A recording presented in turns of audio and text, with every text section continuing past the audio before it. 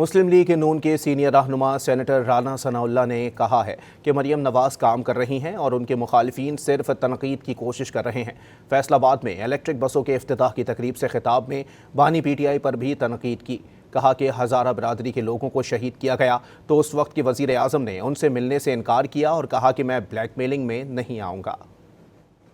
आज तक 1.5 साल हो गया है आपके नाकद, आपके खिलाफ प्रोपेगेंडा करने वाले जितनी मेहनत और मसरूफियत आपको लोगों की खिदमत में है, उनकी इतनी ही मसरूफियत और इतनी ही मेहनत जो है वो आपके ऊपर तनकीद पे गुजरती है।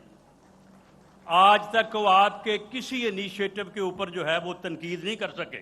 जब हज़ारा फैमिली के वहाँ पे कुछ लोगों को शहीद कर दिया गया, कोई तकरीबन 15-20 लोगों को, उस वक्त का वजीर आजम जो है वो इस्लामाबाद में बैठा कह रहा था जी मुझे ब्लैकमेल किया जा रहा है, मैं नहीं जाऊंगा वहां पे। वो बैठे थे कि हमारे पास कोई आए, हमारी सुने, हमें किस तरह से जो है वो हमें शहीद किया गया, हमारे लोगों को, हमारे प्यारों को मारा गया है।